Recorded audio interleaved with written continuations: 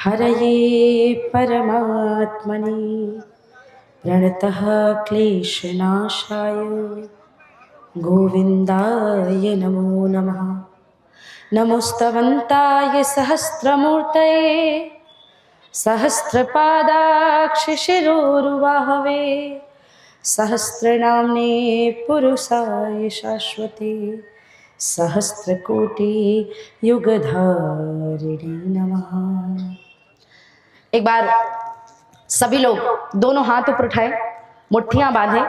ज्यादा ही ठंडी लग रही है आपको, एक ही मिनट में ऊर्जा का अनुभव हो जाएगा। उड़ाइए दोनों हाथ एकदम सीधे, मुट्ठी बांध के। जहां जहां तक मेरी आवाज जा रही है, इस पांडाल के आसपास, इसके बाहर, अगल बगल, जहां जहां तक मेरी आवाज जा रही है, जो लोग अपने छतों में बैठ बैठ के सुन रहे हैं, मुट्ठियां बांध के इतना जोर से जय जय घोष करिए कि आसपास के क्षेत्रों में लगे कि संघ शताब्दी वर्ष के उत्सव में, हिंदू सम्मेलन में, सौन मंडल में हम सभी एकत्रित हुए।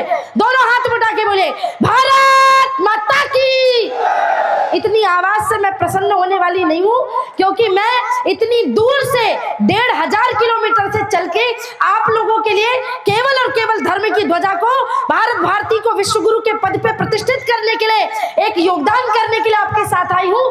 तो अपना पूरा बल लगा दीजिए, पूरे जोश के साथ, पूरे उत्साह के साथ, भारत माता की, भारत माता की, भारत माता की, हिंदू राष्ट्र की, हिंदू धर्म की, श्री गिरिराज महाराज की, राधा रानी सरकार की, श्री बांके बिहारी लाल की, राम जन्मभूमि की, कृष्ण जन्मभूमि की, काशी विश्वनाथ की। जय जय श्री राम, जय जय श्री राम, जय जय श्री राम। सबसे पहले आ गई गर्मी, अब थोड़ा स्वेटर जैकेट हटाओ, अब थोड़ी देर के लिए राष्ट्रभक्ति की ऊर्जा को अपने अंदर आने दीजिए। सबसे पहले इस पावन सौन मंडल की धरती को कोटि कोटि प्रणाम करती हूँ। ब्रज मंडल की इस भूमि को प्रणाम करती हूँ। ब्रज भूमि की बात आती है तो गोपी गीत में आता है जयति ते अधिकम जन्मना व्रजा। ब्रज धन्य है, जहां कृष्ण जी ने जन्म लिया तो गोपियों ने कहा नाना जयति ते अधिकम जन्मना व्रजा। ब्रज तो पहले से धन्य था, धन्य तो कृष्ण है जाकू ब्रज में जन्म लेने को सौभाग्य मिलो। तो सभी ब्रजवासियों को राधे राधे, सबन को प्रणाम। जोर से बोलो, महाराज जी बुलवाएंगे तो और जोर से बोलना पड़ेगा। सभी को प्रणाम। मंच पे विराजमान परम पूजनीय, परम वंदनीय, परम सम्मानीय श्रीमद् भागवत कथा, राम कथा, संत और भागवत कथा कुल के भूषण परम पूजनीय देवकी नंदन ठाकुर जी महाराज श्री के चरण कमलों में कोटि कोटि प्रणाम। सम्मान्य राष्ट्रीय स्वयंसेवक संघ की धर्म ध्वजा और धर्म पताका को पूरे विश्व में फहराने वाले एवं जिनका जीवन एक तपश्चर्या से कम नहीं होता, ऐसी प्रचारक की भूमिका में आकर के राष्ट्रीय स्वयंसेवक संघ के सह सरकार्यवाह परम पूजनीय भाई साहब आलोक जी को भी नमन करती हूँ। मंच पे विराजमान जिनके मुखारविंद से अभी बड़ी सुंदर आप सभी ने पंच परिवर्तन एवं राष्ट्र धर्म समाज में माताओं का और नागरिकों का क्या कर्तव्य है, उस कर्तव्य बोध की आपको विवेचना करने वाली बहन कीर्ति दीदी जी और मंच पे अध्यक्षता कर रहे कर्नल स्वरूप सिंह जी, विराजमान सभी प्रभु के भक्त, इधर विराजमान सभी मां भारती के साधकगण, और सबसे बड़ी बात इस हिंदू सम्मेलन के आयोजक समस्त हिंदू समाज के सभी सम्मान्य गणों को कोटि कोटि प्रणाम और वंदन करती हूँ। आज मेरा सौभाग्य है, कई जन्मों के जब पुण्य उदय होते हैं तो ब्रज की भूमि में आने का सौभाग्य प्राप्त होता है। तो मेरा सौभाग्य देखो, मैं तो ब्रज की भूमि में आई भी हूँ और ब्रजवासियों के लिए संदेश लेकर के आई हूँ। कहते हैं पूरी दुनिया में जाओ, आप देश धर्म का प्रचार करो, आपका भाग्य है, पर ब्रज आप अगर पहुंच जाओ तो आपका परम सौभाग्य है, तभी आप ब्रज में आ सकते हैं।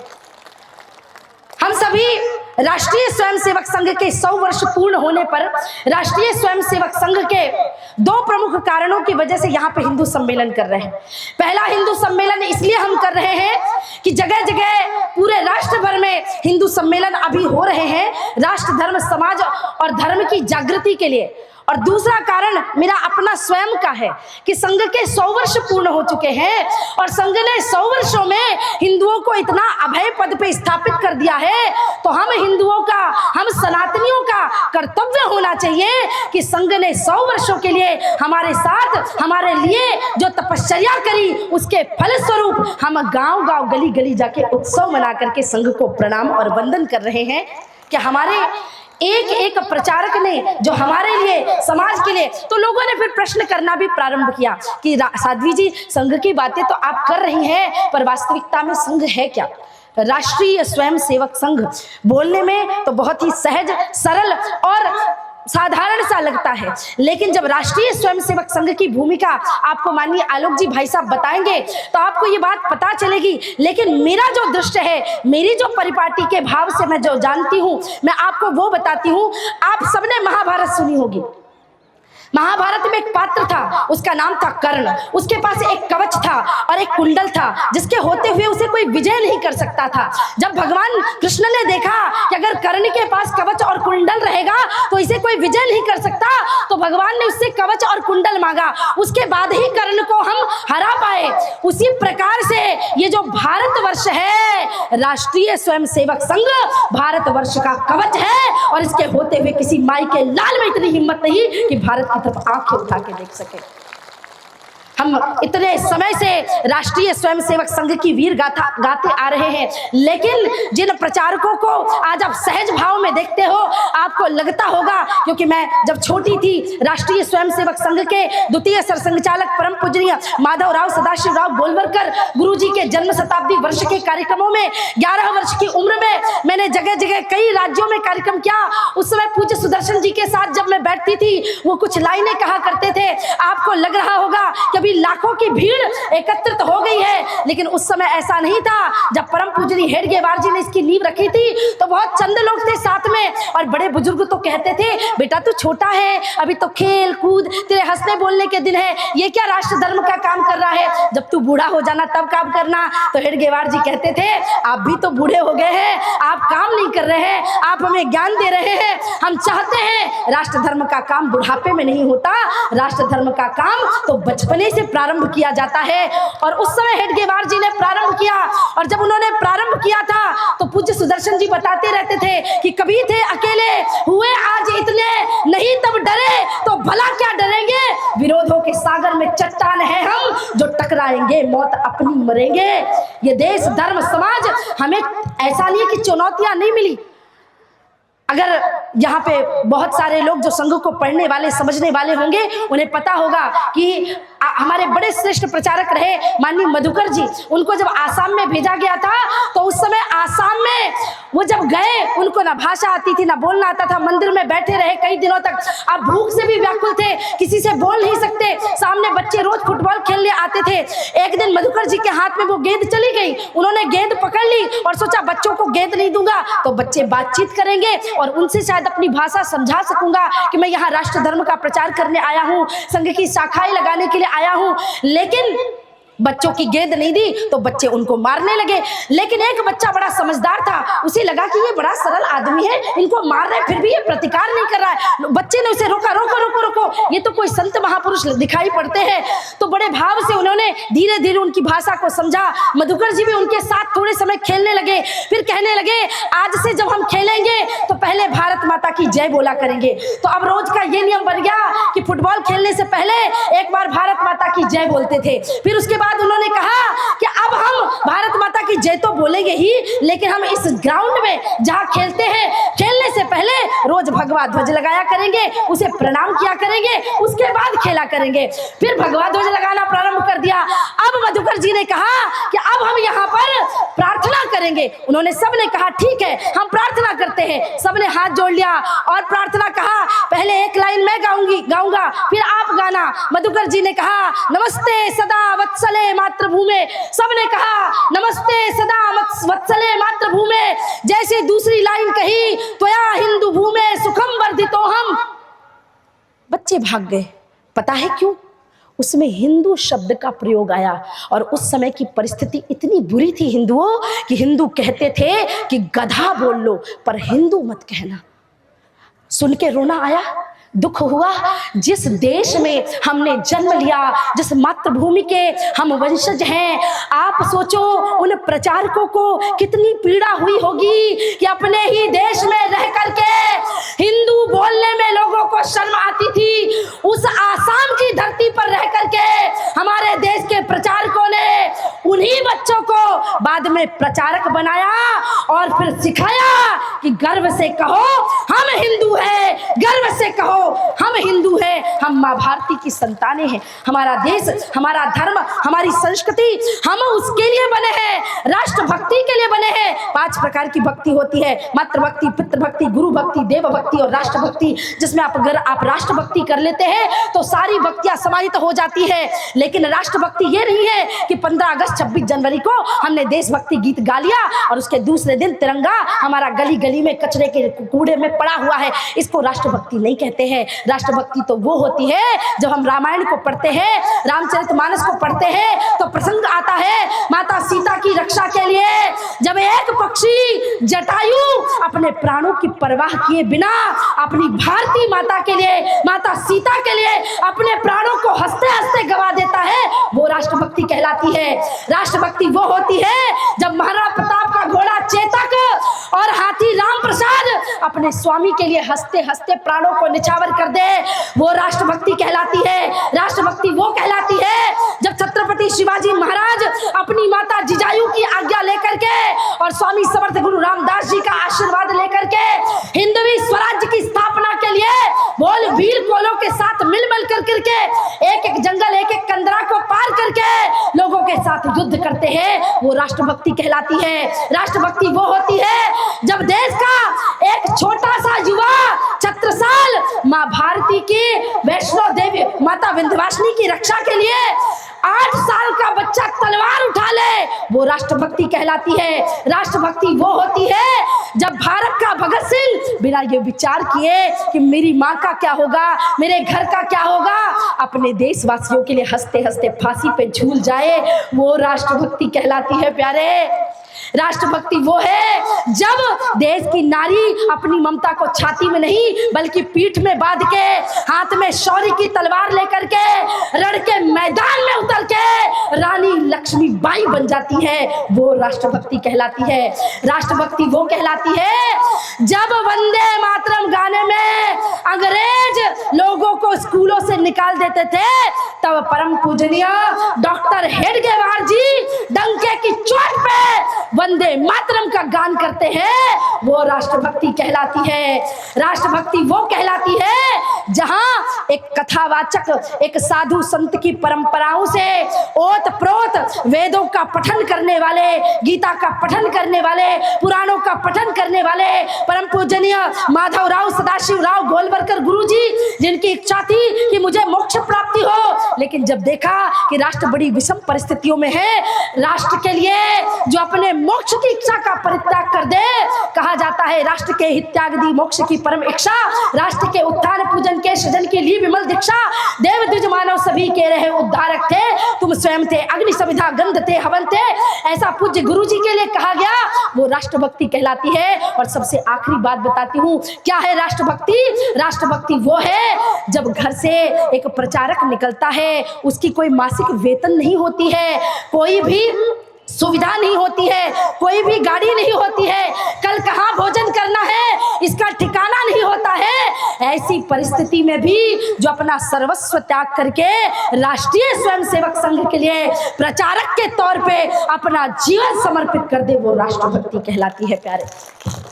हम अपने ही देश में राष्ट्रभक्ति के मायनों को, भावनाओं को, विचारों को समझ नहीं पाते हैं, पर समस्या इस बात की है कि हमको तो राष्ट्रभक्ति सिर्फ 15 अगस्त 26 जनवरी को करना है, बाकी समय तो पूरे विदेशियों का सारा आवरण हमारे जीवन में ही आ गया है। अभी 25 दिसंबर गया तो बच्चों ने भगवान कृष्ण की भूमिका को भूल गए।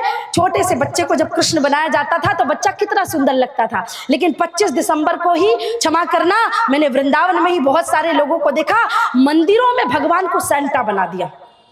जोकर बना करके 5-5 साल के बच्चों को घुमा रहे हैं। सेंटा तुम्हारा बाप दादा चाऊ ताऊ चाचा कौन लगता है बताओ जरा, क्यों हमको सेंटा बनाना है अपने बच्चे को? आप बताओ, 1 जनवरी आई तो सारे हिंदू पीछे पड़ गए, happy new year happy new year happy new year.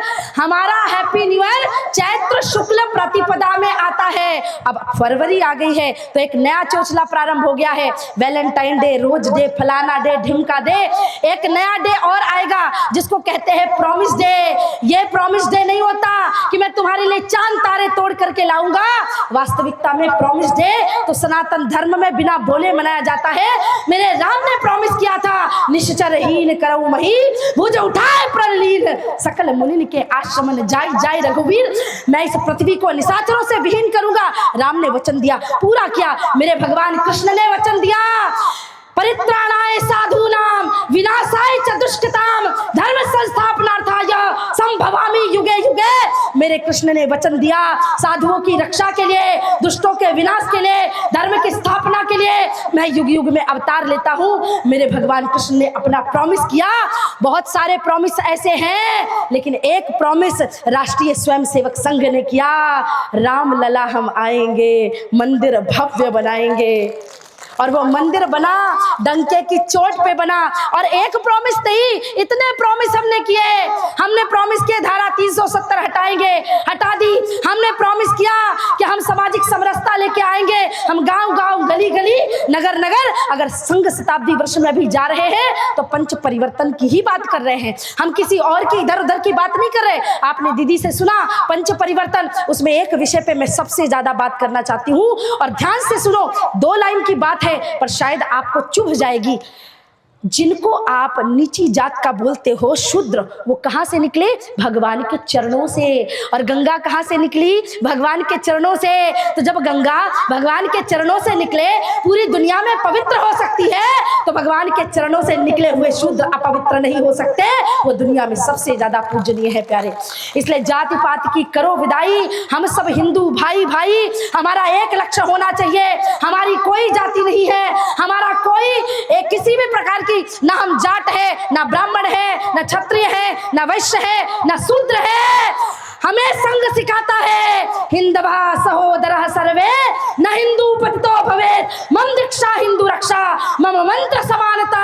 हम हिंदू हैं, हिंदू कभी पतित नहीं होता, और हम सब माँ भारती की संतानें हैं। यही केवल एकमात्र हमारी जाति है।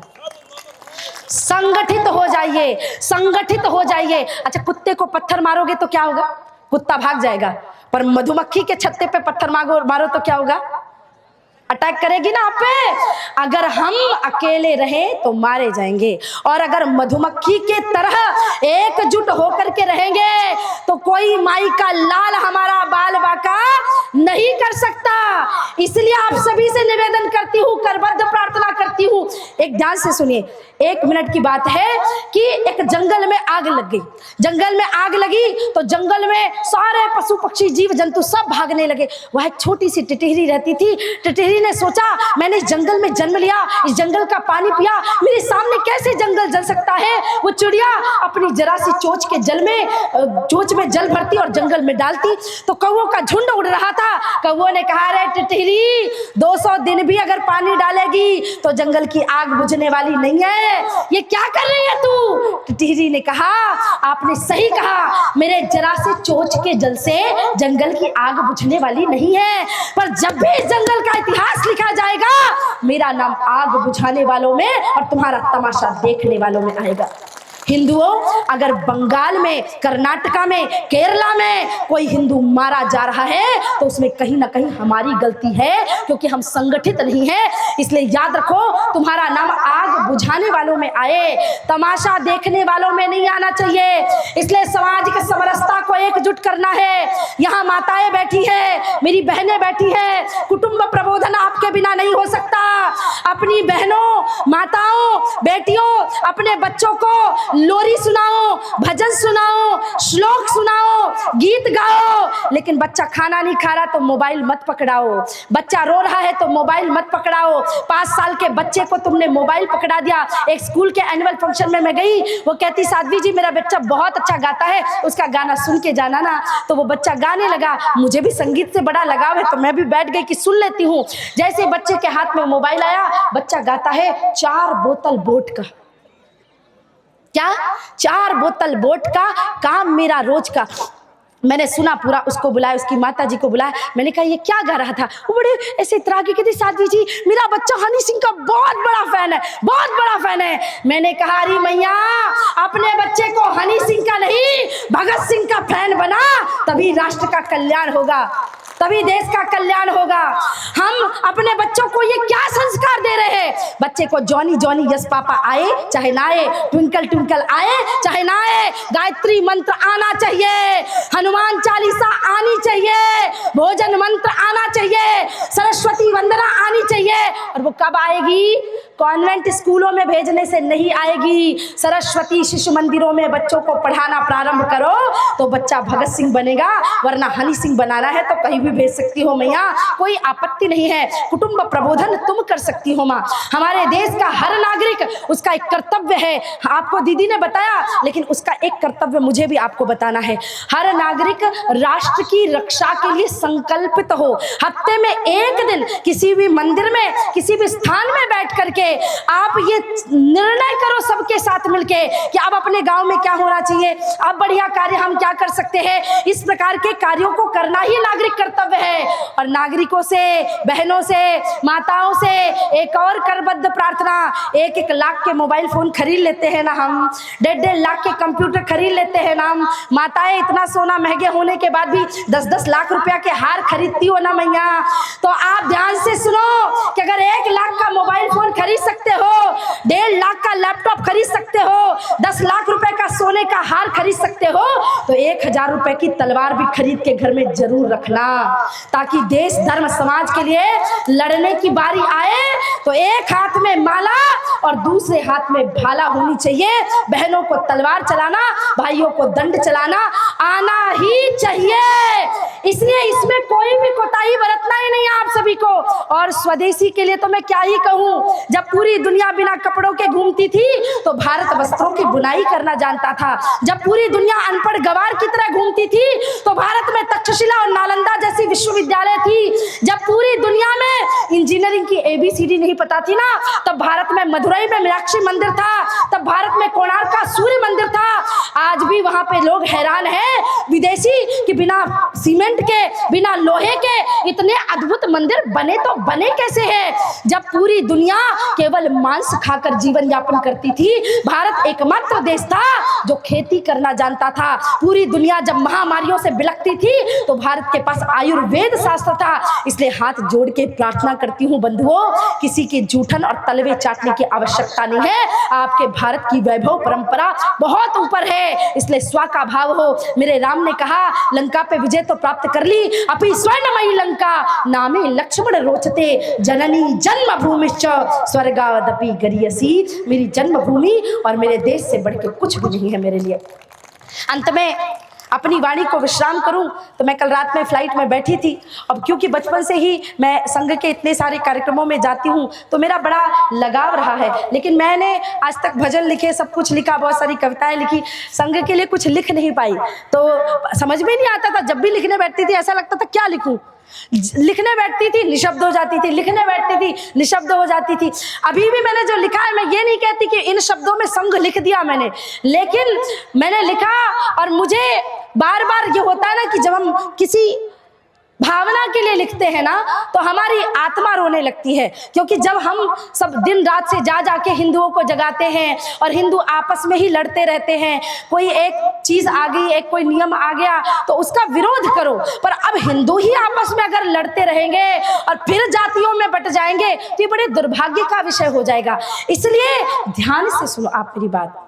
पहले तो मैं आपको एक उदाहरण बताती हूँ और फिर एक कविता सुनाती हूँ कि हिंदुओं के लिए हमने किया है, हिंदू आपस में लड़े ना तो मेरे बोलने की सार्थकता है, और अगर फिर भी आप वैसे के वैसे रहे तो आने का क्या फायदा।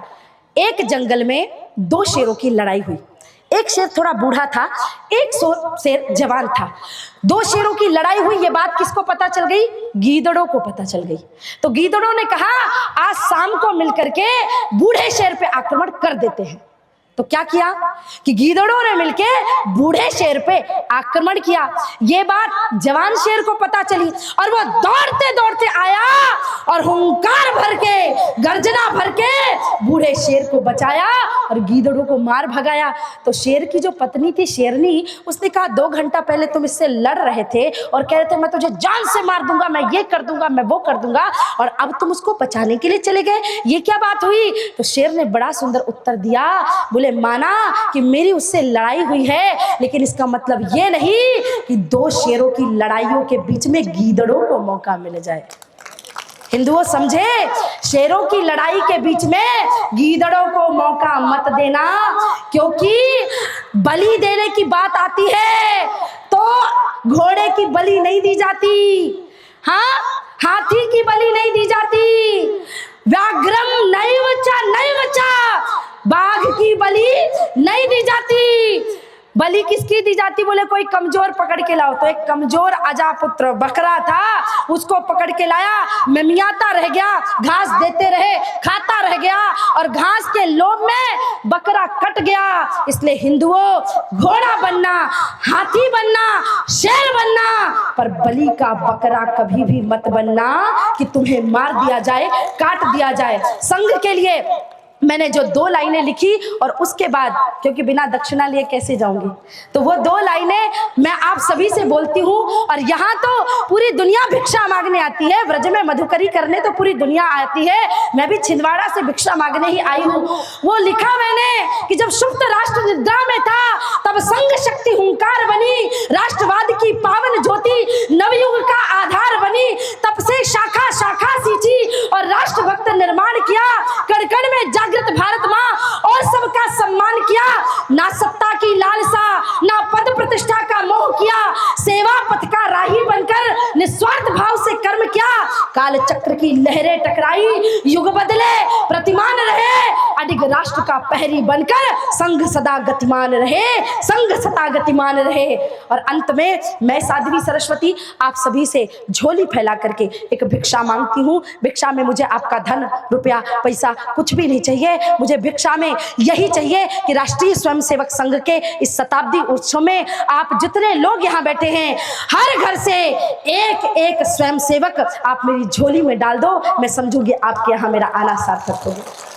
लाइए दोनों हाथ और मुट्ठी बांध के मेरे साथ बोलना, भारत माता की। मेरी बात अभी भी समझो, संगठित होना है, ऐसे ऐसे ऐसे नहीं करना, उठा एकदम सीधे, एकदम सीधे दोनों हाथ। जब तक दोनों हाथ सीधे नहीं होंगे तब तक भुजाओं में वो ऊर्जा आ ही नहीं सकती। पीछे वाले भी दोनों हाथ उठा के बोले जोर से, भारत माता की, भारत माता की, हिंदू राष्ट्र की, हिंदू धर्म की, जय जय श्री राम, जय जय श्री राम, जय जय श्री राम।